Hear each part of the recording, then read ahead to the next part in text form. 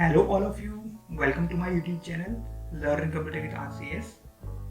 जब भी आप किसी प्रोग्रामिंग लैंग्वेज के through real life application design कर रहे होते हैं और उसी एप्लीकेशन की मदद से आपको किसी डेटाबेस में स्टोर डेटा को मैनिपुलेट करने की ज़रूरत पड़ती है, तो उस केस में आपको अपनी एप्लीकेशन को उस डेटाबेस से कनेक्ट करना पड़ता है।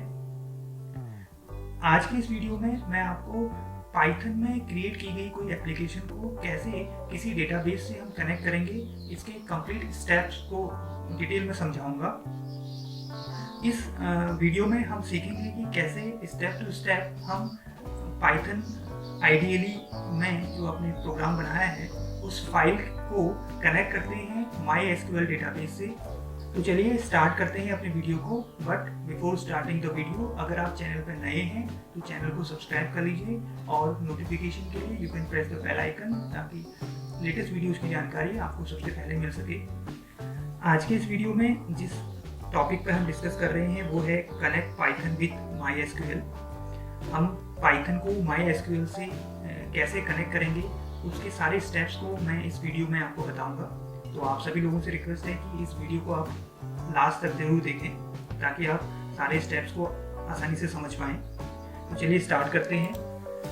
In order to connect to a database from within Python, you need a library MySQL connector that provides you connectivity functionality।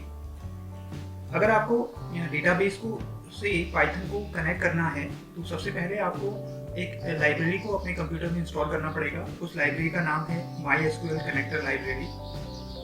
उस लाइब्रेरी को इंस्टॉल करने के लिए आप pip कमांड का यूज कर सकते हैं। आपको लिखना है pip install mysql-connector-python। इस कमांड को आप कमांड प्रॉम्प्ट में टाइप करेंगे और जैसे ही कमांड रन होगी तो आपके कंप्यूटर में MySQL लाइब्रेरी इंस्टॉल हो जाएगी। अब आप आगे के स्टेप्स प्रोसेस कर सकते हैं। वो क्या स्टेप्स हैं उनको हम जानते हैं आगे। Step for creating database connectivity. Database को कनेक्ट करने के लिए कौन कौन से स्टेप आपको फॉलो करने पड़ेंगे वो हमने लिखे हुए हैं यहाँ पर, और उन स्टेप्स को हम वन बाय वन फिर डिटेल में आगे डिस्कस करेंगे। तो सबसे पहले जो स्टेप है वो है आपको स्टार्ट करना है पाइथन को। फिर सेकेंड स्टेप में आपको इंपोर्ट कर लेना है पैकेजेस को, जो भी डेटाबेस कनेक्टिविटी के लिए रिक्वायरमेंट है आपकी, जितनी पैकेज आपको चाहिए उनको आप इंपोर्ट कर लीजिए। थर्ड स्टेप में आपको कनेक्शन बनाना है डेटाबेस के लिए। ओके।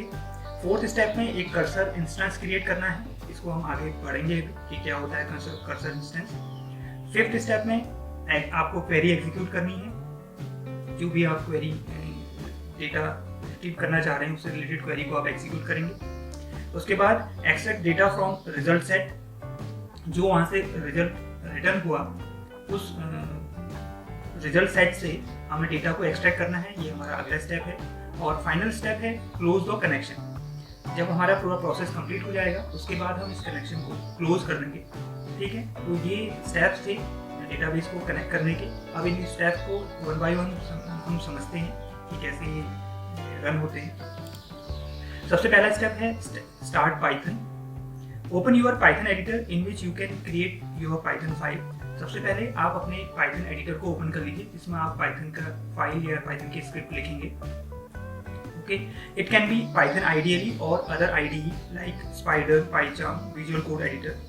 वो पाइथन आइडियली भी हो सकता है या अदर इंटीग्रेटेड डेवलपमेंट इन्वायरमेंट भी हो सकते हैं, लाइक स्पाइडर की तरह पाइचार्म या विजुअल कोड एडिटर, जिसमें भी आप कंफर्टेबल हैं, जिसमें आप अपने पाइथन के प्रोग्राम्स बनाते हैं, उस एडिटर को आप ओपन कर लेंगे। ये आपका पहला स्टेप है। नेक्स्ट स्टेप में आपको इंपोर्ट MySQL.connector पैकेज आपको इंपोर्ट करना है। जो अभी आपने MySQL.connector लाइब्रेरी आपने इंस्टॉल करी थी, उस पैकेज को अपने प्रोग्राम में इंपोर्ट कर लेना है। उसके लिए आप लिखेंगे इंपोर्ट MySQL.connector, या आप ये भी लिख सकते हैं इंपोर्ट MySQL.connector as SQL_TOR। यहाँ पर मैंने MySQL.connector को एक एलाइस नेम प्रोवाइड कर दिया है। ठीक है। तो इन दोनों में से कोई भी कमांड आप अपने प्रोग्राम की फाइल में सबसे टॉप में लिख लेंगे, ताकि इसकी मदद से MySQL कनेक्टर पैकेज आपके फाइल में इंपोर्ट हो जाएगा। ये था आपका सेकेंड स्टेप। नेक्स्ट स्टेप की बात करते हैं, open a connection to MySQL database. इस स्टेप में आपको डेटाबेस से आप अपना कनेक्शन स्टैब्लिश करना है। In step 3 you have to establish your connection to MySQL database using your connect method या connect function of MySQL.connector package. MySQL.connector package में एक फंक्शन होता है कनेक्ट फंक्शन, जिसकी मदद से आप अपना कनेक्शन क्या करते हैं, स्टैब्लिश करते हैं। Connect function require 4 parameter. इसके अंदर हम 4 पैरामीटर पास करेंगे। वो पैरामीटर की वैल्यू अलग अलग होगी, देखते हैं वो क्या है पैरामीटर। तो आपको जो कंप्लीट कमांड लिखनी है उसका सिंटैक्स मैंने यहाँ पर लिखा हुआ है। सबसे पहले आपको बनाना पड़ेगा कनेक्शन ऑब्जेक्ट। एक कनेक्शन ऑब्जेक्ट आप बना लेंगे, ठीक है, इक्वल टू MySQL.connector.connect। ओके, ये आपने लिखना है MySQL.connector। इस अगर आपने यहाँ पर इसका एलाइस नेम की तरह इसको इंपोर्ट किया है तो उस एलाइस नेम को यहाँ पर लिखेंगे, ठीक है। अदरवाइज आपको कंप्लीट लिखना पड़ेगा MySQL.connector.connect। कनेक्ट यहाँ पर ये मेथड है। इसके अंदर आपको 4 पैरामीटर पास करने हैं। पहला पैरामीटर है होस्ट। होस्ट नेम में आप होस्ट नेम प्रोवाइड कर देंगे, okay, and comma user. Second parameter है यूजर। यूजर के अंदर आप यूजर नेम प्रोवाइड कर देंगे। तीसरा है पासवर्ड। पासवर्ड में आपको पासवर्ड इंटर करना है। और फोर्थ है आपका डेटाबेस। डेटाबेस में आपको डेटाबेस का नेम प्रोवाइड करना है जिस डेटाबेस पर आप ये पूरी प्रोसेसिंग कर रहे हैं, ठीक है। तो यूजर नेम और जो पासवर्ड है, ये वही यूजर नेम और पासवर्ड आपको इंटर करना पड़ेगा जब आपने MySQL को अपने कंप्यूटर में इंस्टॉल किया होगा, तो उस टाइम पर प्रोवाइड किया होगा, ठीक है। और डेटाबेस का नेम ऑप्शनल है, ठीक। एक एग्जांपल से इसको समझते हैं। सबसे पहले आपने इंपोर्ट कर लिया है MySQL कनेक्टर एज SQLTOR। इसको एक एलाइस नेम प्रोवाइड कर दिया। ये आपने कमांड लिख ली अपनी पाइथन की फाइल में, सबसे टॉप में, इंपोर्ट MySQL.connector एज SQLTOR।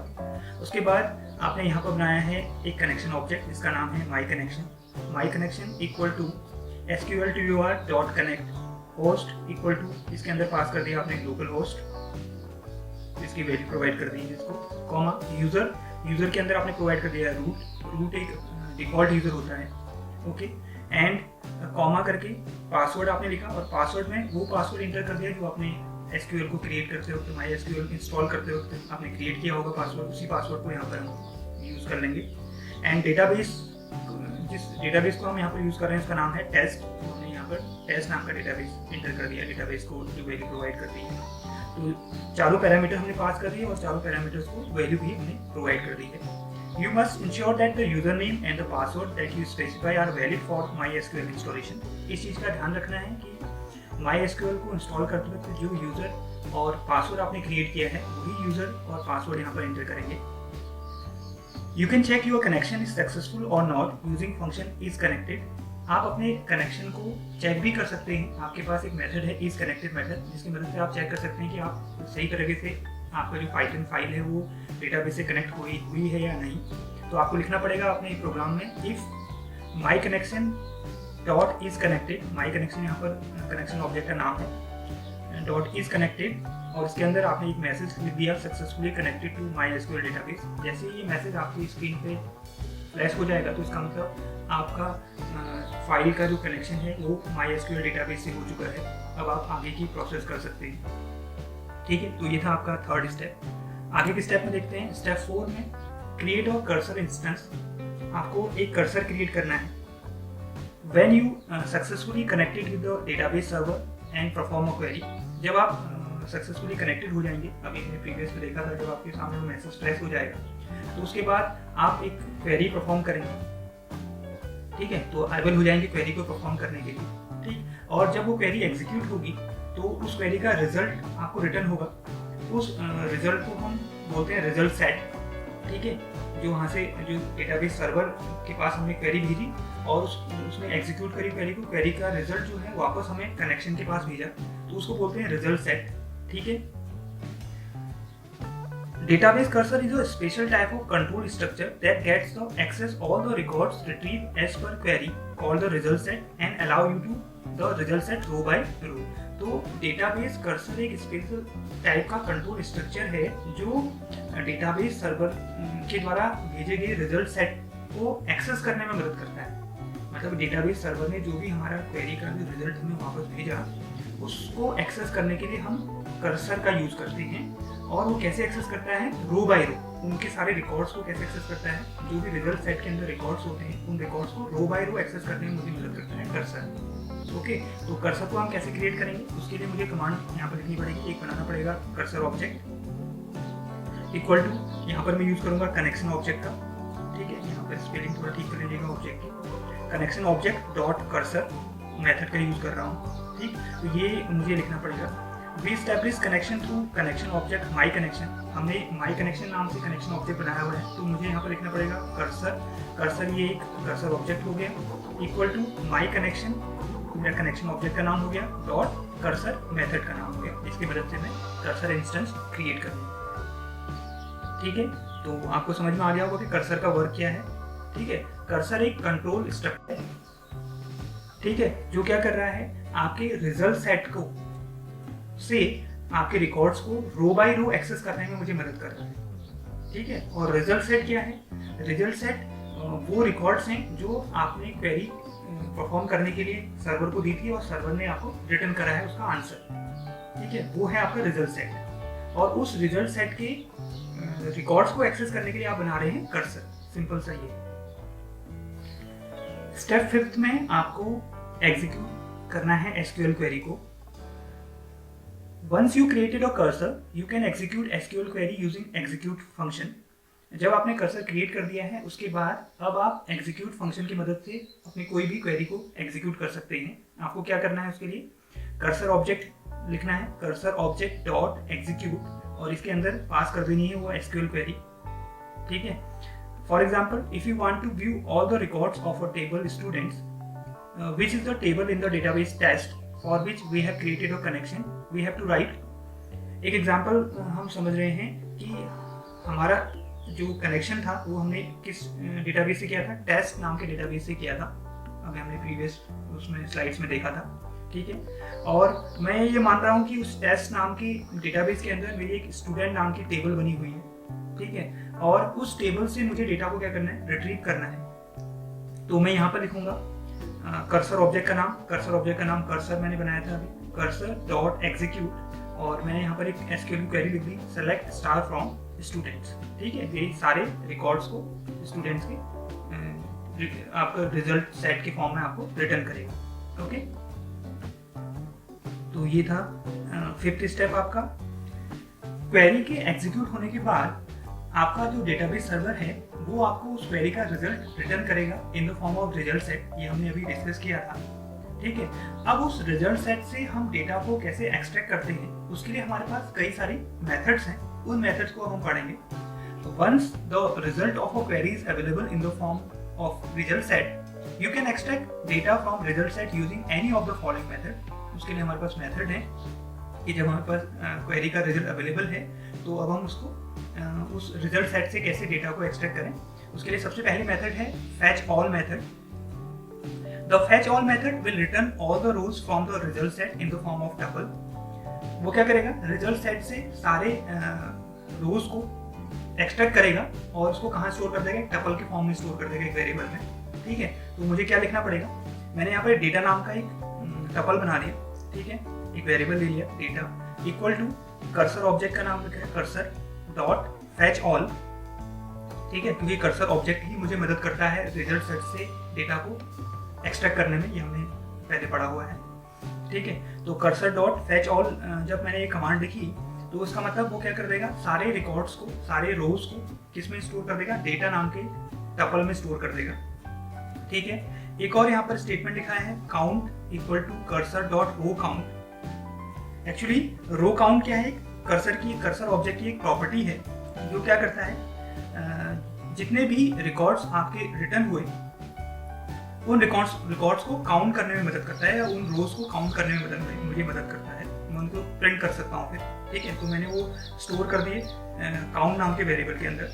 ठीक है, लिखा है statement cursor dot row count. Okay, तो आपको समझ में आ गया होगा। और जब फैच ऑल मेथड ने सारे रोज को रिटर्न कर दिया है डेटा नाम के टपल में, अब मैं इसको फॉर लूप की मदद से इस टपल को एक्सेस कर सकता हूँ। मैंने लिखा है फॉर रो इन डेटा और प्रिंट रो। तो ये क्या करेगा, सारे रोज को 1 बाय 1 आपके स्क्रीन पे प्रिंट कर देगा, या रिकॉर्ड्स को स्क्रीन पे प्रिंट कर देगा। ठीक है, तो इस तरह से वर्क करता है आपका फेच ऑल मेथड। अगली मेथड की बात करते हैं। अगली मेथड है fetch many method. The fetch many method will return n number of rose from the result set in the form of tuple. Fetch many method क्या करता है, n नंबर ऑफ रोज को रिटर्न करता है। n नंबर ऑफ रोज का मतलब इसके अंदर मुझे नंबर ऑफ रोज पास करने पड़ेंगे जितने रोज में एक बार में एक्सट्रैक्ट करना चाहता हूँ। ठीक है, तो वो उतने ही रोज को क्या करेगा, टपल के फॉर्म में एक्सट्रैक्ट कर देगा उस वेरिएबल के अंदर। तो मुझे लिखना पड़ेगा यहाँ पर, वही मैंने डेटा नाम का एक वेरिएबल लिया है tuple, equal to cursor dot fetch many, और इसके अंदर मैंने पास कर दिया एक पैरामीटर 4। ठीक है, तो इसका मतलब ये आपके फर्स्ट 4 रिकॉर्ड्स को क्या करेगा, टपल के फॉर्म में डेटा के अंदर स्टोर कर देगा। और यहाँ पर यूज़ कर रखा है रो काउंट को।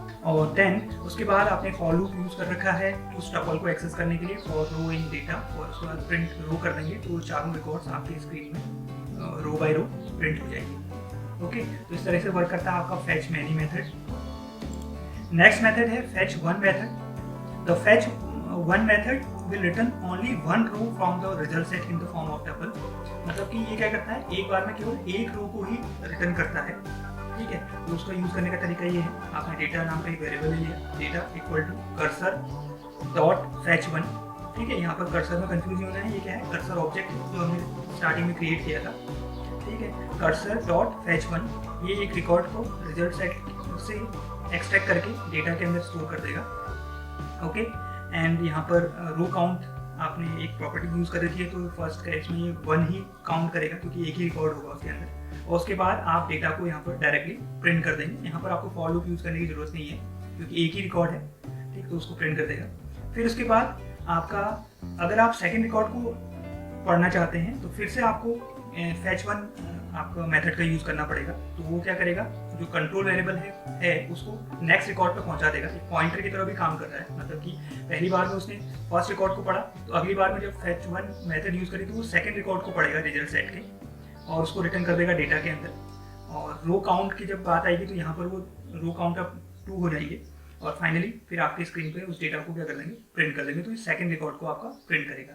तो इस तरीके से वर्क करता है आपका फेच वन मेथड। ठीक है, तो ये था आपका स्टेप 6 जिसमें हमने देखा कि कैसे हम रिजल्ट सेट से अपने डेटा को एक्सट्रैक्ट कर रहे हैं कर्सर ऑब्जेक्ट की मदद से। नेक्स्ट लास्ट स्टेप है क्लोज द कनेक्शन। आपका वर्क कंप्लीट हो चुका है, तो उसके बाद अब आपको अपने कनेक्शन जो आपने एस्टेब्लिश किया था उसको क्लोज करना है। After processing all the records in the final step you have to close the connection establish. जो भी आपने कनेक्शन बनाया है उसको क्लोज कर देना है। उसको आप कैसे करेंगे, आप यूज करेंगे कनेक्शन ऑब्जेक्ट का डॉट क्लोज मेथड यूज करेंगे यहाँ पर। तो कनेक्शन ऑब्जेक्ट आपने बनाया था माई कनेक्शन, अभी हमने देखा था पीछे। ठीक है, तो आप लिखेंगे my connection dot close method को लिखेंगे। तो इस तरीके से आपका जो कनेक्शन क्रिएट हुआ था वो कनेक्शन अब क्या हो जाएगा, डिसकनेक्ट हो जाएगा। तो ये था कंप्लीट पूरा प्रोसेस जिसकी मदद से आप अपने पाइथन प्रोग्राम को MySQL डेटाबेस से कनेक्ट करते हैं और डेटा को वहाँ से रिट्रीव कर सकते हैं। किसी भी एप्लीकेशन को, पाइथन की एप्लीकेशन को अगर आपको कनेक्ट करना है MySQL डेटाबेस से, तो इन्हीं स्टेप्स को आपको क्या करना पड़ेगा, फॉलो करना पड़ेगा। आई होप आपको ये थ्योरेटिकल पार्ट इसका समझ में आ गया होगा। आज के इस वीडियो में बस इतना ही। इस वीडियो में हमने पूरे स्टेप्स को कैसे परफॉर्म करते हैं उसका थ्योरेटिकल पार्ट समझा। अगले वीडियो में मैं इस पूरी प्रोसेस को आपको प्रैक्टिकली करके समझाऊंगा। कैसा लगा आपको ये वीडियो, आप कमेंट सेक्शन के माध्यम से कमेंट करके मुझे बता सकते हैं। अगर वीडियो अच्छा लगा है तो इसे लाइक करें, शेयर करें, और चैनल को अभी तक सब्सक्राइब नहीं किया है तो चैनल को सब्सक्राइब कर लें। मिलते हैं अगले वीडियो में। Thanks for watching.